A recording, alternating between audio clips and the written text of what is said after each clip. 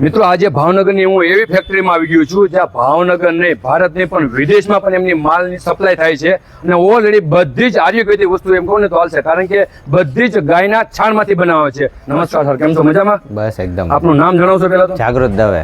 વાહ ભાઈ વાહ. અને આપણે આની શરૂઆત ક્યાંથી કરી હતી? છેલ્લા 5 વર્ષથી ગ્રંથ અગરબત્તીની અંદર આપણે ગીર ગાયના છાણમાંથી નેચરલ અગરબત્તી છે, ધૂપ સ્ટિક છે, પછી આ રીતે આપણે ગોબર ટીકી બનાવીએ છીએ. આ બધાનું આપણું મેન્યુફેક્ચરિંગ છે, ટોટલી નેચરલ આઇટમ છે અને 8 થી 10 બધી ઔષધિ નાખીને અમે આ બધી પ્રોડક્ટ બનાવીએ છીએ.